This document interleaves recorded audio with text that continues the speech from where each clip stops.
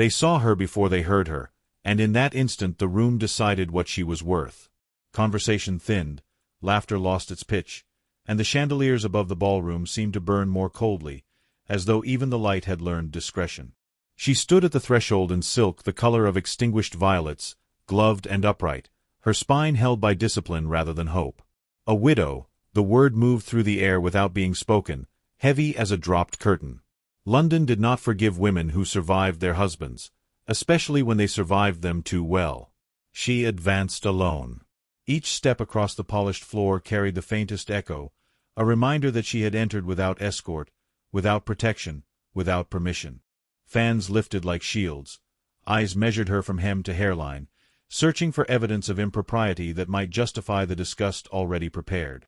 She inclined her head to a passing countess, who returned the gesture with a smile so thin it scarcely qualified as civility. Somewhere near the musicians, a young gentleman laughed too loudly, then stopped when his companion hissed her name as a warning. Once, she had been welcomed. Once, her presence had been anticipated, her absence remarked upon. Marriage had wrapped her in legitimacy like a seal pressed into wax. Widowhood had broken that seal and left her exposed. They said she was ungrateful for sorrow, that she wore her black too lightly now, that her husband's fortune had freed her from the humility expected of grief. They said many things. None were said to her face.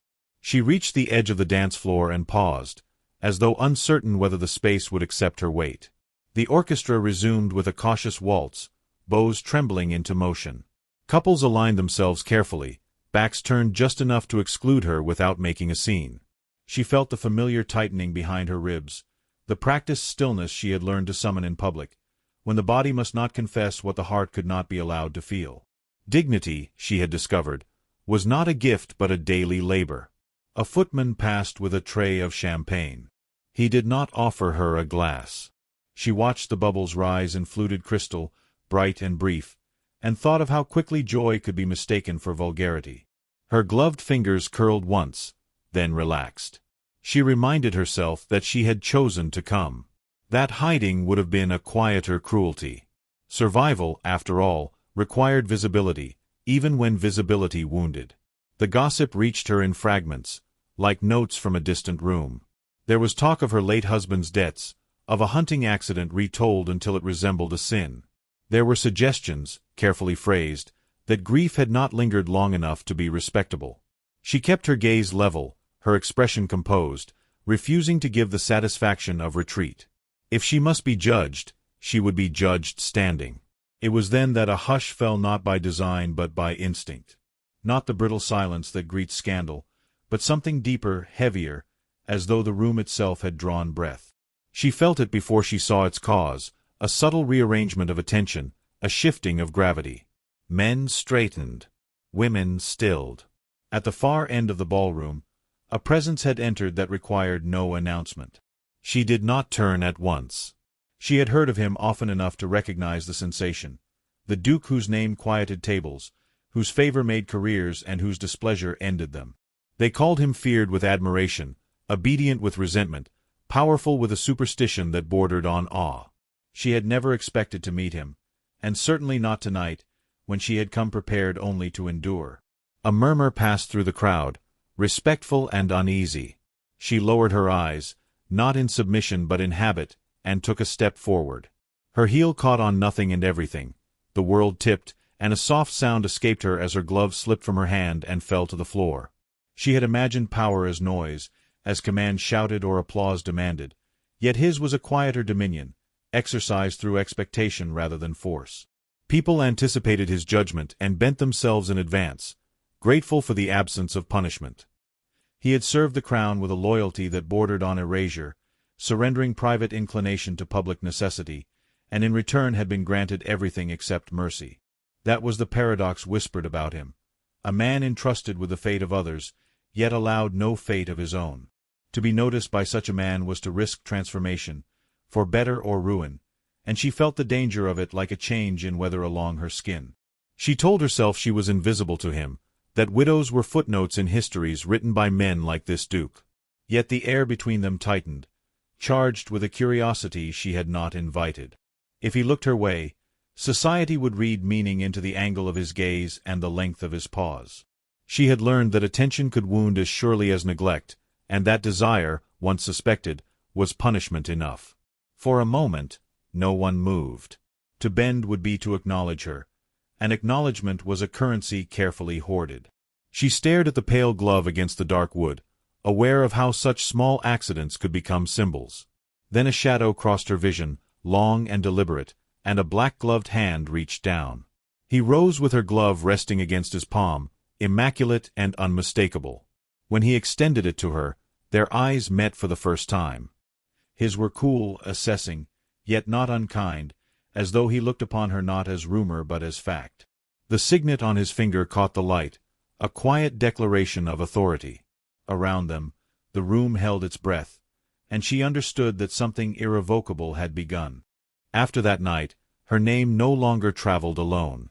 It moved with his, bound by implication, carried on the same breath that spoke of power and danger. Invitations arrived more slowly, some not at all, yet curiosity pressed harder than exclusion ever had. When she entered rooms now, she felt eyes not merely judging but measuring, weighing what such attention from the Duke might signify. She had not sought him, yet society rarely credited women with restraint. He did not approach her again that evening. That restraint itself became spectacle.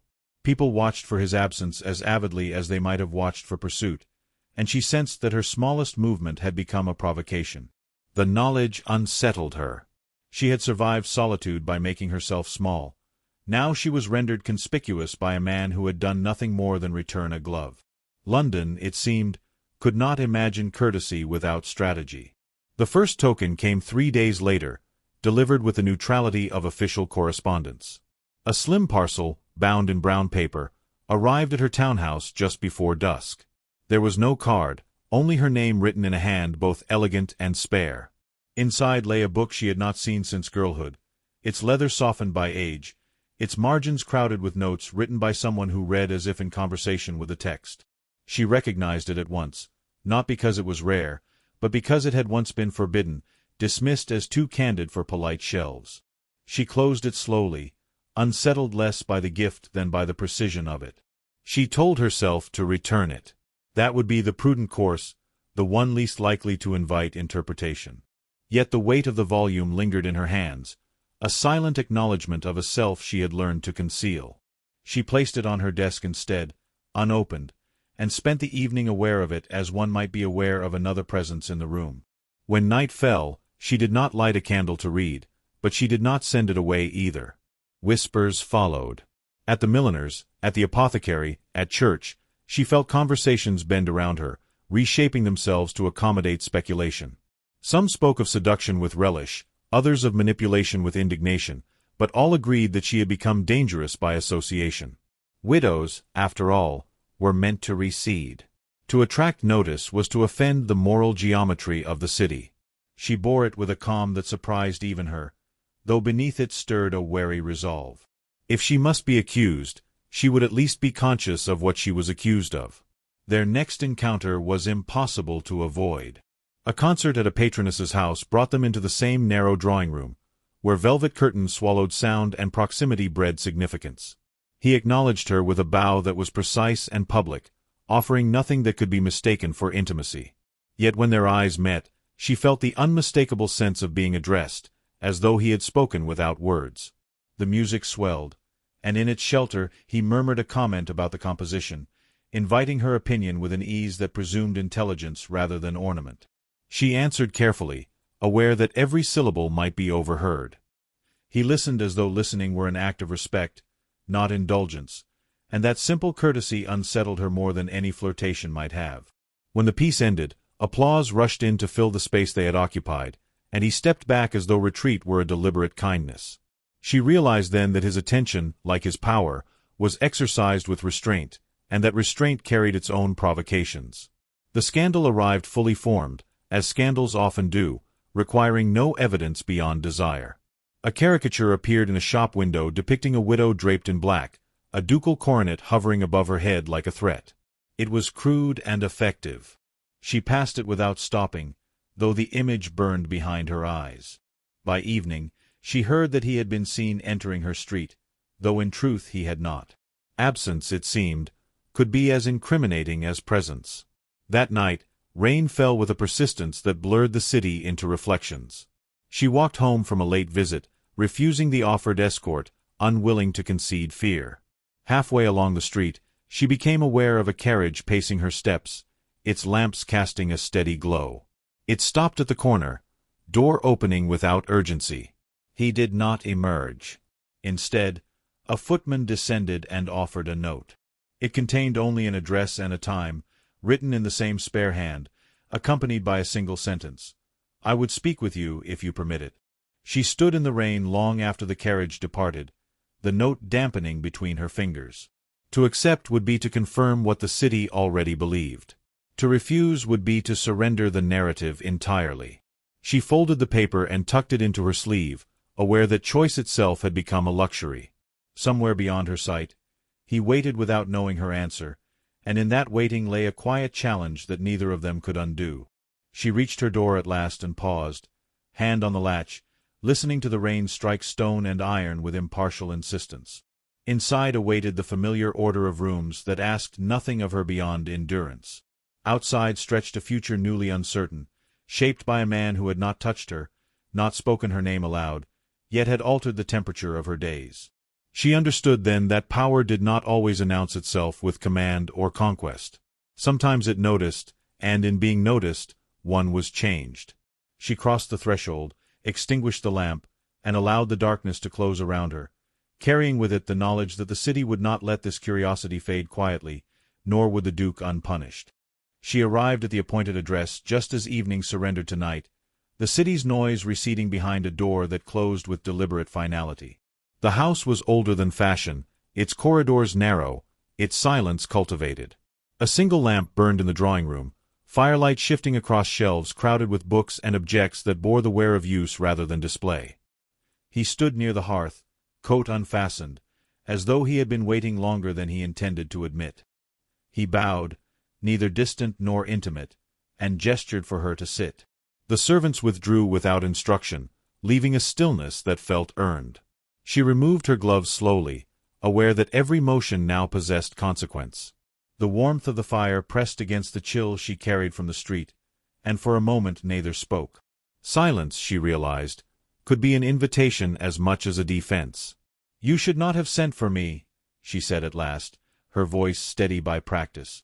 "Your notice has already done sufficient damage." "I sent because the damage was done without my consent," he replied. His tone was even, yet something beneath it strained, like metal under measured force. "I would not have you believe it accidental." She met his gaze then, finding in it no amusement, no triumph. Only attention, exacting and unflinching. "Attention is rarely innocent," she answered. "Least of all when it belongs to you." A flicker of something like regret crossed his face. "Innocence is not a virtue, I claim. Intention is." He moved closer to the fire, not toward her, as though distance were a courtesy he offered deliberately. "I wish to know whether you would speak to me as yourself, rather than as the version the city prefers." She laughed softly, without humor. "The city prefers me silent." "Then allow me the discourtesy of listening," he said. The words unsettled her more than accusation might have. She folded her hands in her lap, feeling the familiar urge to minimize, to soften the truth until it could be tolerated. "You have placed me in an untenable position," she said. "Your gifts, your carriage, your notice. They invite interpretations that cost me what little standing I retain." He inclined his head. "I am aware." "Awareness does not absolve," she replied. "Nor does curiosity." He turned, meeting her accusation without flinching. "No. But it may explain." He paused, choosing his words with care. "I have lived my life as an instrument. Useful, precise, replaceable. I have been trusted with decisions that altered borders and futures, yet never permitted a private desire. When I saw you standing alone, enduring judgment without spectacle, I recognized a courage I have not been allowed to practice." She stiffened. "Do not mistake endurance for invitation. "I do not," he said quietly. "Nor do I mistake you for an emblem of defiance. I see a woman constrained by rules that do not serve her, as I am constrained by duties that do not save me." The fire cracked, scattering sparks like brief rebellions. She rose abruptly, the chair scraping softly. "You speak as though we are alike," she said. "We are not. You may choose rebellion and call it philosophy. I will be ruined for far less." He followed her movement with his eyes, not rising. "Then allow me to be clear." His voice lowered, weighted with restraint. "I do not intend to involve you further unless you choose it. But I will not pretend my regard is inconsequential."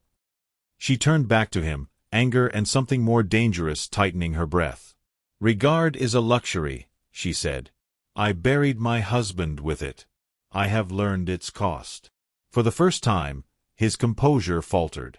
"And I buried myself in duty," he answered, "which cost me everything I did not know to mourn." The confession hung between them, fragile and unguarded. She felt the pull of it, the temptation to step closer, to test whether understanding could become shelter. Instead, she asked the question she feared most. "If I were free," she said, "what would you ask of me?" He stood then, the movement deliberate, closing some distance, but not all. "Nothing," he said, "except truth. And time, if it were granted." The simplicity of it undid her. She turned away, staring into the fire as if it might instruct her. "I cannot promise either," she said. "I am afraid." "As am I," he replied. "Which is why I asked you here." Footsteps sounded faintly beyond the door, an intrusion neither welcomed nor resisted. He stepped back, restoring the distance he had breached. "If I cross this threshold," he murmured, "I will not return unchanged." She looked at him, firelight carving his features into resolve and doubt. The footsteps paused, then retreated. She said nothing, but the silence answered for her, and the room seemed to wait. In that waiting, she sensed the shape of consequence forming, like frost along a windowpane, delicate yet irreversible. He did not move toward the door, nor toward her, and the restraint felt heavier than command. Outside, the city continued its vigilant breathing, unaware that within these walls a balance had shifted. She understood that confession had altered them both, not by promise but by recognition. He had seen her fear and not retreated. She had seen his loneliness and not dismissed it. The knowledge settled into her bones with quiet insistence. When she reached for her gloves, she paused, then set them down again, an act so small it could be denied later. He noticed, of course he did, and his eyes darkened with something like resolve. Neither spoke. The fire sank lower, the room dimming, and in that narrowing light she felt the future lean closer, listening. If she remained, nothing would be safe. If she left, nothing would be finished. The door stood between those truths, patient and impartial, awaiting the choice that would not announce itself tonight. History watched, silent, merciless, as destiny hesitated. The night of the banquet arrived wrapped in gold and expectation, the palace blazing with light that seemed meant to banish doubt itself. She entered on borrowed courage, every step echoing against marble polished by centuries of obedience. Eyes turned, then fixed, for she had not been invited as ornament but as anomaly. He stood near the dais, immaculate and distant, already claimed by the evening's purpose. The crown waited for compliance, for another dutiful sacrifice.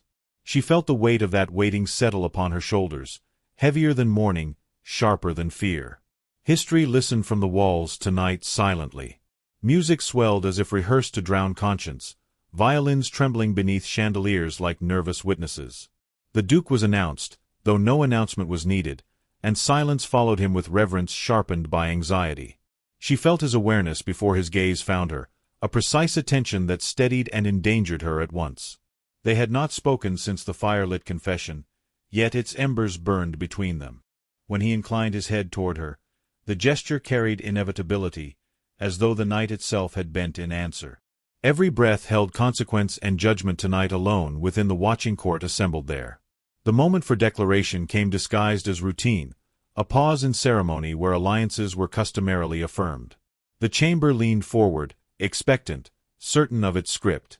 She watched him step away from the crown, the smallest deviation made monumental by context. When he spoke her name, clearly, without apology, sound seemed to fracture. Gasps rippled outward, controlled yet venomous. She felt blood rush, shame and wonder colliding violently. In that utterance, he claimed not possession, but allegiance, and the room understood the cost before she did. Power shifted, history recoiled, and futures recalculated themselves instantly then irrevocably for everyone present. The crown responded with stillness, a dangerous calm that preceded reprisal. Titles were not yet stripped, but promises curdled in the air, and favor withdrew its warmth. She stood frozen, every instinct urging retreat, yet his presence anchored her. He looked at her then, not as spectacle, but as choice, and something within her broke free of fear. She stepped beside him, the movement slight, devastating. Murmurs surged into outrage. By aligning herself, she accepted exile from mercy. By remaining, he declared war upon expectation itself. The empire felt its foundations question obedience publicly for once, audaciously trembling before love. She scarcely remembered leaving the hall, only the pressure of his hand guiding her through corridors suddenly hostile. Doors closed behind them with finality, sealing judgment inside. Outside, night received them without ceremony, cold and honest. Carriages waited, uncertain, as though even horses sensed upheaval. She turned to him, breath unsteady, and whispered that he had ruined himself. He answered with calm certainty, telling her he had merely stopped pretending. In that exchange, power shifted from throne to heartbeat, irreversible and intimate. Consequences gathered, swift and merciless, beyond lamps, banners, and polite outrage, already drafting decrees, losses, and punishments unnamed. By dawn, word spread with disciplined speed. Estates were frozen, councils postponed, invitations rescinded with elegant phrasing. The machinery of empire adjusted, offended by deviation. She read the notices laid before him and felt each line as accusation. This was the price of being chosen by a man forbidden to choose. Yet when she faltered, he steadied her, insisting the cost had always existed, only delayed. Love had not created ruin, he said softly. It had revealed what obedience concealed. Together they faced morning stripped of illusion, united against consequence, fear, and history's unforgiving gaze, still advancing toward judgment relentlessly. Public condemnation followed swiftly, yet privately she encountered a quieter terror, the possibility of regret. In moments alone, she imagined returning his freedom, urging retreat for his survival. Each time, he refused without anger, explaining that survival without choice was a slower death. His certainty frightened her, for it demanded her own. She was no longer merely endured, she was central. The realization pressed upon her with equal measures of awe and dread, reshaping how she understood herself entirely. Identity shifted, grief transformed, and widowhood loosened, becoming something fierce, chosen, and alive, despite watching enemies, laws, and unyielding tradition everywhere. The Duke faced the crown that afternoon, alone by design. She was not permitted entry, and the exclusion stung more sharply than insult. Waiting, she learned patience anew, pacing beneath tall windows as hours dragged. When he returned, his expression bore the mark of finality. He did not recount threats, only outcomes. Authority had withdrawn its blessing, protection was gone. Yet beneath the loss, she sensed relief. He had spoken truth without compromise, and the empire had answered honestly at last. Silence followed, heavy with endings, beginnings, and roads untraveled, stretching beyond comfort, wealth, and safety, demanding courage daily, together. They prepared to leave London not in haste, but in resolve. Packing required little. Attachment had already been severed. As she folded garments, she felt the city recede from her sense of self, its judgments dulling.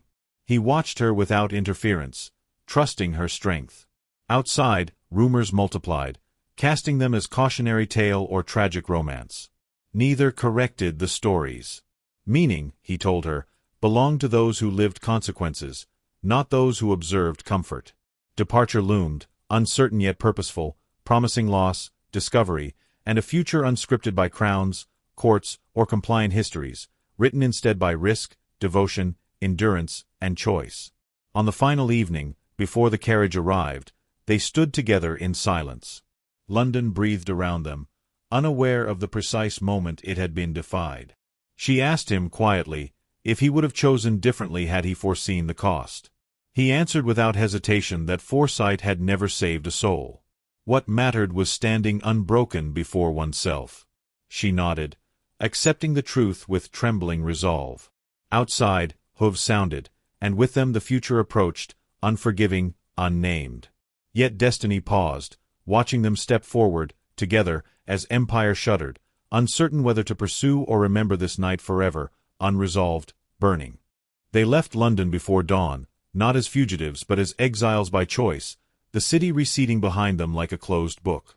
Fog clung to the streets, blurring familiar outlines until power and poverty looked briefly alike. She watched from the carriage as landmarks dissolved, feeling neither triumph nor regret, only a quiet steadiness she had never known. He sat opposite her, unadorned now, stripped of insignia, yet more present than he had ever been within splendor. What they carried with them was not property but consequence, packed carefully between silences.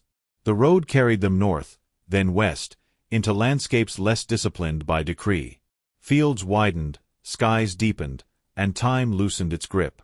They settled where the sea pressed constantly against stone, a place unremarkable to history, chosen precisely for that reason. The house was modest, weathered, and honest. Wind rattled its windows with indiscriminate persistence, and she learned to read the tides as one reads moods. He learned the weight of days unmeasured by command. Together they learned the unfamiliar intimacy of survival unobserved. Years passed without ceremony. News arrived sporadically, folded into letters that spoke of reforms, scandals, forgotten outrages. His name appeared less frequently, first with scorn, then with curiosity, and finally with a peculiar reverence reserved for cautionary legends. Some called him foolish, others romantic, a few dangerous still. He listened without bitterness. Power, once lost, revealed itself as burden rather than absence. What remained was agency, hard-earned and quietly cherished. She watched him tend the garden, hands darkened by soil, and understood that this too was empire, though no one bowed before it. She changed as well. Widowhood loosened its grip, transforming from mark to memory. Grief did not vanish, it settled, integrated, no longer the sole architect of her days. She spoke more freely, laughed without apology, argued with precision. In the evenings, they read together by firelight, returning often to the forbidden book that had begun everything. Marginal notes multiplied, their thoughts layered in ink, a private dialogue history would never footnote. Love, she discovered, was not the erasure of fear but its patient accommodation. Yet peace did not arrive unchallenged. One winter, a letter bearing a familiar seal reached them, heavy with implication. The crown, reshaped by necessity, sought counsel. Crisis demanded the mind it had once discarded. He read the request twice, then handed it to her without comment. The old world had found him again, not with threats, but with need. She felt the past rise, cold and insistent, testing the solidity of their chosen life. This was the moment history offered return, cloaked as redemption, sharpened with temptation.